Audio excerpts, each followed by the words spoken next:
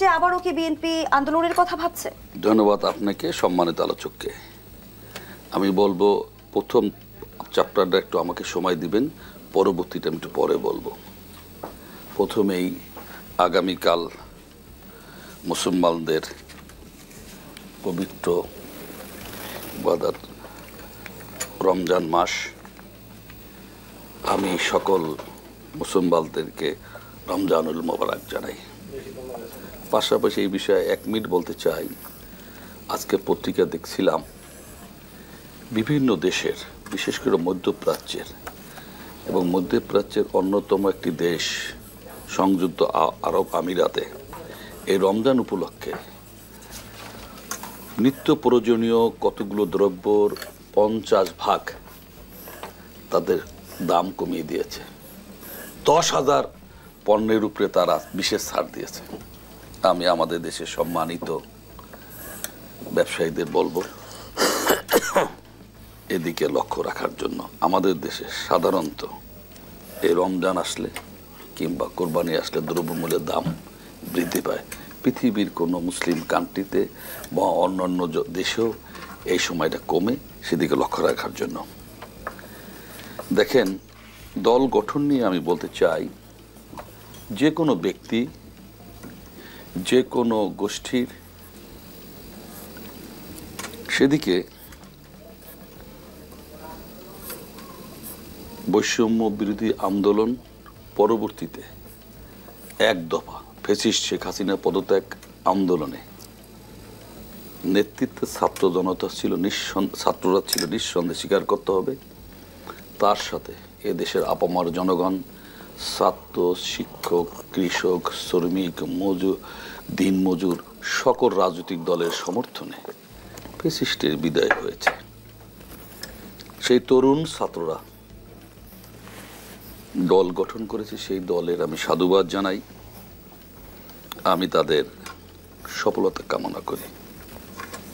পাশাপাশি আমি বলতে চাই, আমাকে একটু শেষ করতে দিতে হবে। আমি চ্যাপ্টারটা কোথা নিয়ে শেষ করতেছি। পাশাপাশি ছোট্ট পরিসরে শুনতে হবে, যেহেতু বাকি দুজন অতিথি আছে বা তার কাছেও ছোট্ট পরিসরে এখানে শেষ করা যাবে না। আমি একটু বলি, দেখেন, তারপর আমাকে দিন না।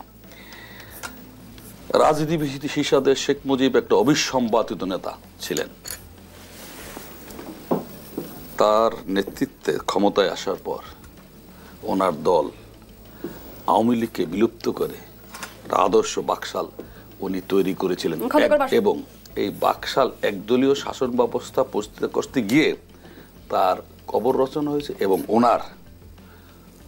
ওনার যে বিয়োগান্ত ঘটনা, সেই সিঁড়ি উনি তৈরি করেছিলেন। পরবর্তীতে উনি এরকম 69-এর একটা গণঅভ্যুত্থানের নেতৃত্ব দিয়েছিলেন। অবিসম্বাদিত নেতা, জনপ্রিয় ধস নেমেছিলেন সেই দলে। উনি বিভিন্ন পথ ও মতের লোকদের নিয়ে এক মোহনায় এনে বাংলাদেশি জাতীয়তাবাদ একটি আদর্শ দিয়ে উনি বাংলাদেশ জাতীয়তাবাদী দল গঠন করেছিলেন, যা এই মুহূর্তে বাংলাদেশের সর্ববৃহৎ দলে পরিণত হয়েছে। এদেশের গণমানুষের হৃদয়ে এই দল রয়েছে। আপনার শেখ মুজিবের মেয়ে, তিনিও তার দলের একদলীয় শাসন ব্যবস্থা কায়েম করতে গিয়ে ফ্যাসিস্টে পরিণত হয়েছিলেন, ওনাকে বিদায় নিতে হয়েছে। আমি মনে করি এই তরুণরা স্বাধীনতার পর এই যে আমার ভাই সাধারণ মানুষের মনিকোঠা যেতে পারেনি, যার ফলে রাসুত একসময় হোঁচট খেয়ে পড়েছে। এই যারা এটা বন্ধু দুর্গম পথ, কণ্ঠকাকীর্ণ, এখানে তরুণদের মধ্যে শুধু তরুণরাই আগামী দিনের ভবিষ্যৎ। তাদেরকে বুঝতে হবে এটা পিচ্ছিল পথ, এটা গণমানুষের সম্পৃক্ততা না থাকলে সেখানে হোঁচট খাওয়ার সম্ভাবনা আছে। ধন্যবাদ জানাচ্ছি আপনাকে সাদাত হোসেন সেলিম। নতুন রাজনৈতিক দল জাতীয় নাগরিক পার্টি যেমনটি বলছে, বাংলাদেশে ভারতপন্থী বা পাকিস্তানপন্থী রাজনীতির কোনো ঠাঁই হবে না।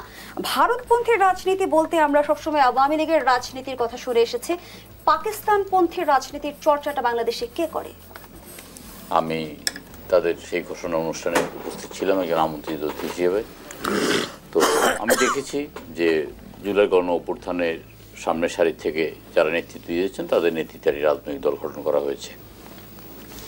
তাদের নেতৃত্বে একটি রাজনৈতিক দল গঠন করার প্রেক্ষিতে অনেকগুলো প্রশ্নের জন্ম দিয়েছে, মানে অনেকগুলো আপনার বিষয় সামনে চলে এসছে। প্রথম কথা হলো যে তাদের এই রাজনৈতিক দল গঠনের সাথে সাথে আপনার বর্তমান যেই তত্ত্বাবধায়ক সরকার বলেন, অন্তর্বর্তীকালীন সরকারকে বিতর্কের মধ্যে ফেলে দেওয়া হয়েছে। কারণ ক্ষমতা থেকে আপনার গিয়ে আবার ক্ষমতা থেকে পদত্যাগ করে রাজনৈতিক দল গঠন করা, এটা অলরেডি কিংস পার্টির একটা তকমা তাদের গায়ে লেগে গেছে। এখান থেকে তাদেরকে বেরিয়ে আসাটা অত্যন্ত কষ্টকর হবে বলে আমার কাছে মনে হয়। কারণ বাংলাদেশের সাধারণ মানুষ কিংস পার্টিকে আপনার সেভাবে গ্রহণ করতে কখনোই আপনার প্রস্তুত নয়।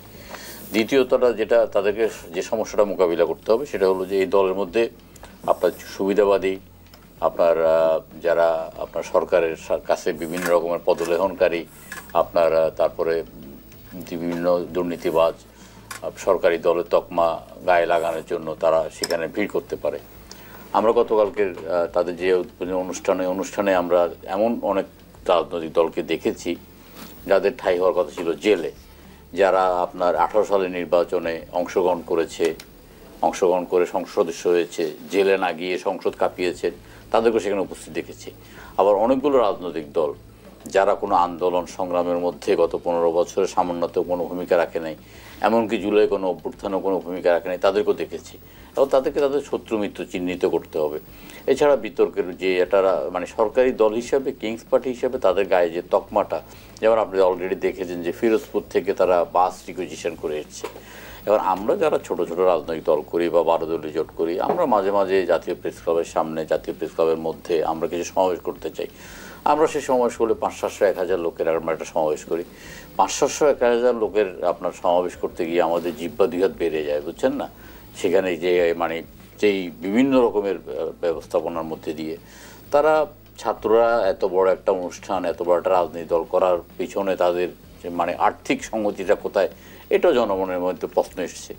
আবার ধরেন শহীদ আবু সাইদের ভাই বলল যে আমাদেরকে অন্তত একটা দাওয়াত দেওয়ার প্রয়োজন মনে করেন। এইসব বিতর্ক নিয়ে তাদেরকে আগাতে হবে।